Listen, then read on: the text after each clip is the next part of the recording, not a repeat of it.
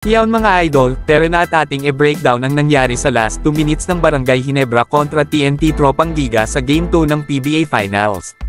1 minute 30 seconds remaining ay bola ng Barangay Ginebra pero lamang pa rin ng isa ang TNT. As usual, first option pa rin sa mga crucial plays na ito ay walang iba kundi si Justin Brownlee. Dito nga ay nakipag-switch itong si RJ kay JB para mag-create ito ng play pero agad tumulong sa depensa si RHJ kaya naman ni-double team at ipinasa lang ito kay RJ. Makikita dito na bahagyang na-open si RJ sa 4-point lane kaya naman hindi na nagdalawang isip na itira ito. Matapos hindi pumasok ang tira ay makikita ang pagkadismaya ni Coach Tim Cone dahil sa may 9 seconds pa nga sa shot clock pero bakit itinira na niya agad ng mas may maliit na chance na pumasok.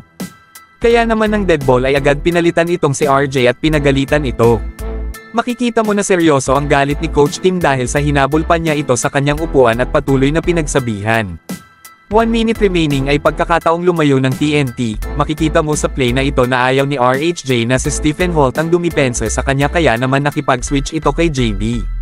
Ramdam mo nga na nahihirapan din talaga si RHJ kay Stephen Holt kaya naman mas gusto niya ang JB na mas madaling lusutan, natirahan niya naman ito pero hindi nga lang pumasok.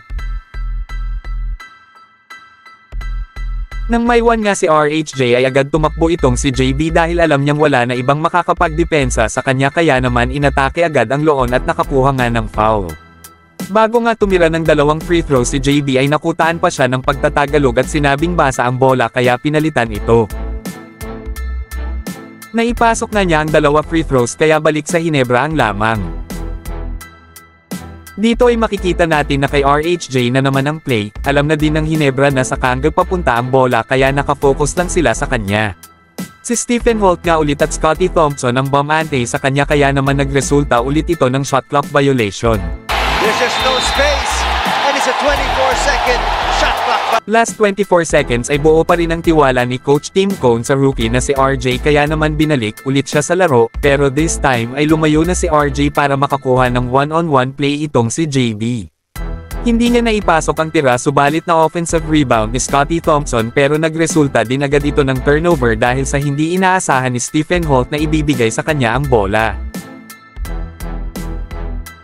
Labis naman ang panghihinayang ni Scottie sa kanyang turnover at siguradong sisihin ang sarili kapag naralo sa laro.